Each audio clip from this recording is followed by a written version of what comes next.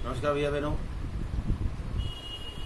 कक्षा 11वीं की पुस्तक अंतरा का जो पाठ हम पढ़ रहे थे गूंगे, उसके पिछली वीडियो में हमने पढ़ा कि एक किशोर है, गूंगा है, और कुछ स्त्रियां अपने बच्चों के साथ खड़ी हैं और उसके बारे में बातें करती हैं।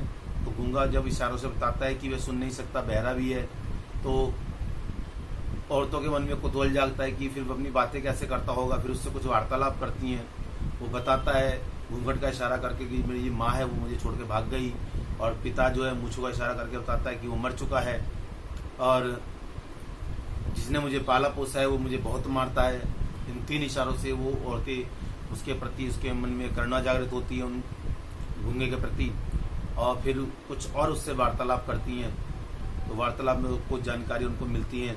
पता लगता है कि उसके गले का काकल जो है वो बचपन में किसी ने गले की सफाई करते समय काट दिया था, इसलिए वो तब से बोल नहीं पाता है। तो अब जब सुशीला उसके गले में देख लेते हैं कि उसका काकल कटा हुआ है, तो उसके आगे अब कहानी में क्या मोड़ आते हैं वो आज हम पढ़ेंगे।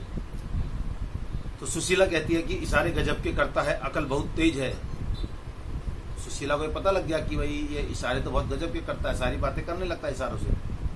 तो उसने इशारे से पूछा कि तू बहरा है, गूंगा है, तो फिर खाता कहाँ से है, कैसे आता खाना तेरे पास, कहाँ से मिलता है? इशारों से सुशीला ने उससे पूछा। तो गूंगे ने अब जो जवाब दिया वो ऐसा दिया कि इसे सुनकर के सारे स्तब्ध हो गए। क्या जवाब दिया उसने? वो बताता है कि मैंने, वो इस तरह का इशारा करता है जैसे हलवाई के यहाँ पे दूध औंटते हैं। तो बताता है मैंने कि हलवाई के यहाँ पर रात बैठ के लड्डू बनाए हैं, उसके कपड़े धोए हैं और उसके बर्तन मांजे हैं।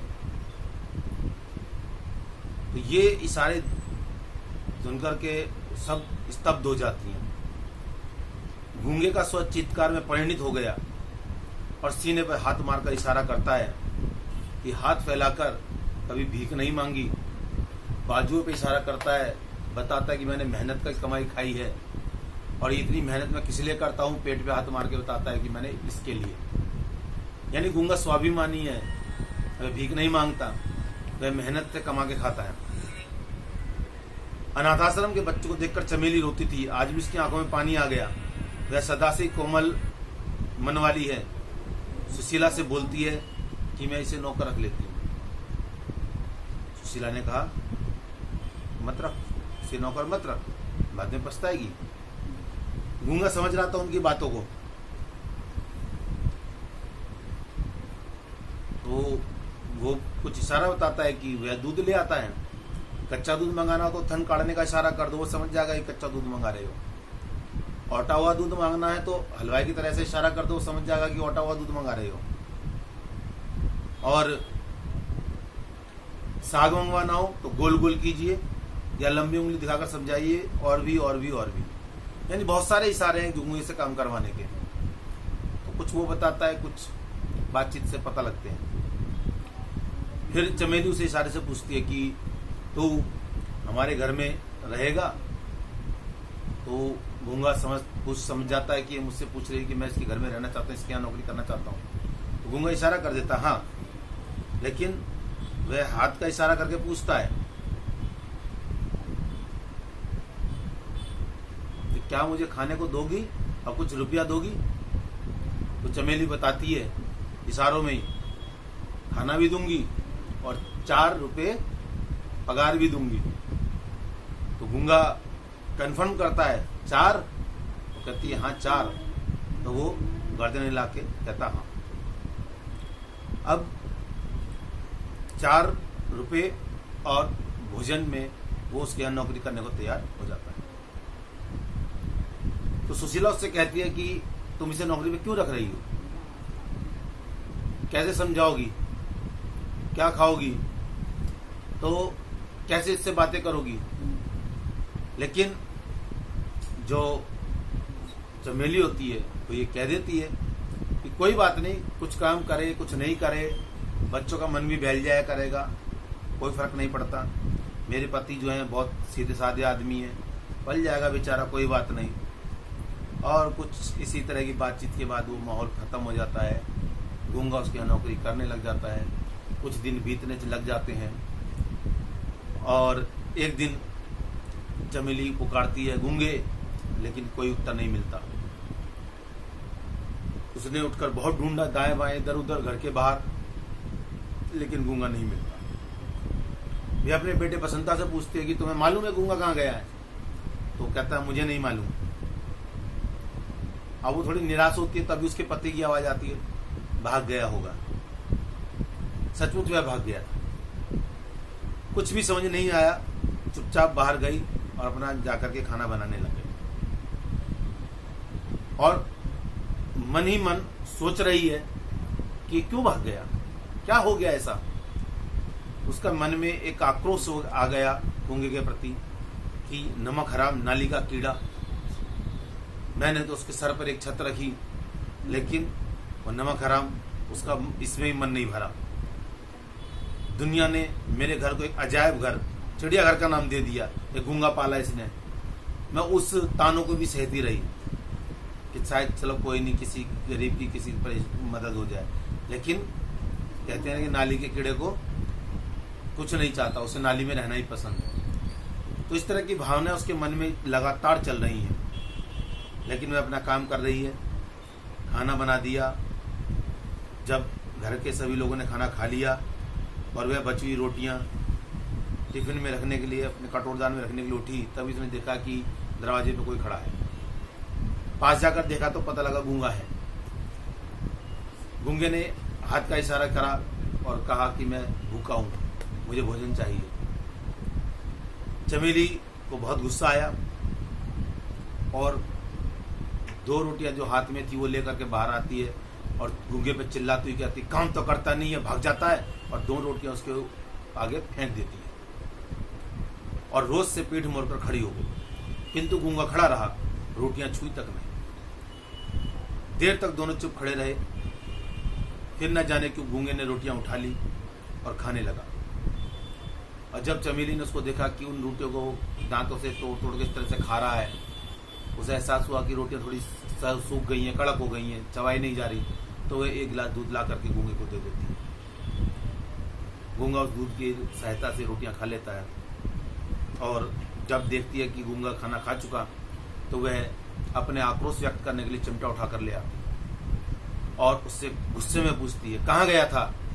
लेकिन गूंगा कोई जवाब नहीं देता, अपराधी की भांति सर झुका के खड़ा रहता है। जवाब न मिलने से चमेली का गुस्सा और बढ़ जाता है और वह एक चिमटा उसके जोर से मार देती है।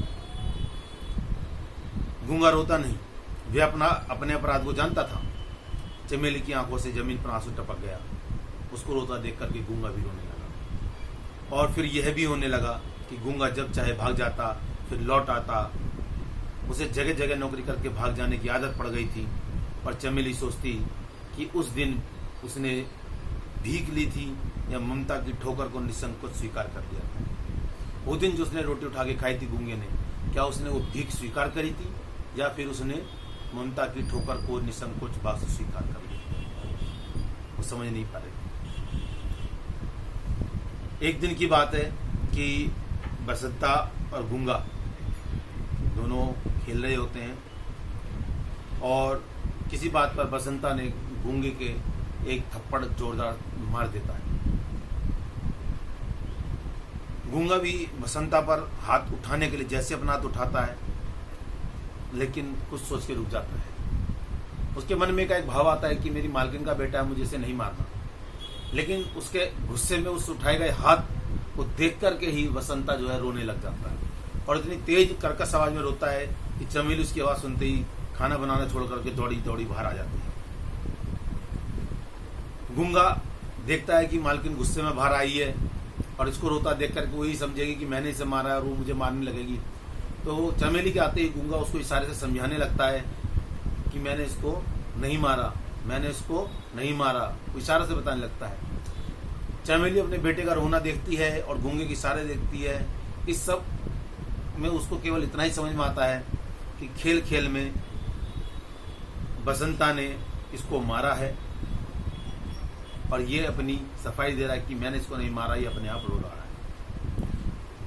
इससे पहले कि चमेली कुछ करती, बसंता ने कहा, अम्मा यह मुझे मारना चाहता था। इतना सुनते ही चमेली को गुस्सा आ जाता है और वो गूंगे से कहती, क्यों रे? वह इस समय नहीं भूली थी कि गूंगा कुछ सुन नहीं सकता, लेकिन गूंगा भाव भंगिमा से समझ गया। उसने चमेली का हाथ पकड़ लिया। तो जैसे ही चमेली ने हाथ उठाते उसको मारने के लिए पूछा, क्यों रे? तो जैसे ही हाथ उठाया, गूंगे ने उसका हाथ फट से एकदम पकड़ लिया, क्योंकि उसे अपनी वो गलती स्वीकार ही नहीं थी जो उसने की नहीं, और जो गलती की नहीं उसके लिए वह मार खाना भी नहीं चाहता था।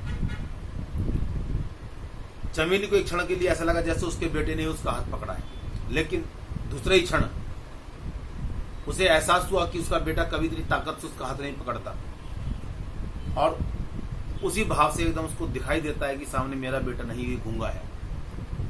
उसके मन में उसके प्रति एकदम घृणा आती है और वो घृणा से अपना हाथ एकदम छुड़ा लेती है और पुत्र के प्रति मंगल कामना से उसे ऐसा करने को मजबूर कर दिया। उससे एकदम हाथ छुड़ा लेती है अपना, और उसके मन में जो आक्रोश था वो एकदम उसके चेहरे पर दिखाई देने लगता है, और उसे यही लगने लगता है पुत्र के प्रति मोह के कारण कि गूंगे ने ही कुछ गलती की है। कहीं उसका भी बेटा गूंगा होता तो वह ऐसे ही दुख उठाता। उसे एहसास हुआ कहीं उसका बेटा भी अगर गूंगा होता तो वो ऐसे ही दुख उठाता, वह कुछ भी सोच न सकी। एक बार फिर गूंगे के प्रति हृदय में ममता भर आई। वह वापस लौटकर चूल्हे पर अपने आ बैठी, जिसमें अंदर आग थी। चूल्हे में आग जल रही थी, लेकिन उसी आग से वह सब पक रहा था जो जिससे सबसे भयानक आग बुझती है। उस चूल्हे की आग में वह पक रहा था जिससे सबसे भयानक आग बुझती है। सबसे भयानक आग कहा गया है पेट की आग, क्योंकि इंसान इस पेट की आग को बुझाने के लिए गलत काम करने से भी नहीं हिचकिचाता। तुलसीदास जी ने अपने एक काव्य में लिखा हुआ है कि इस पेट की आग के कारण लोग इतने मजबूर हो जाते हैं कि वो अपने बच्चों तक को बेच देते हैं। तो सबसे भयानक आग ही पेट की आग है। तो वो कह रहे हैं कि जो चूल्हे की आग थी उस पर वो पक रहा था जिससे ये सबसे भयानक आग बुझ जाती है, पेट की आग।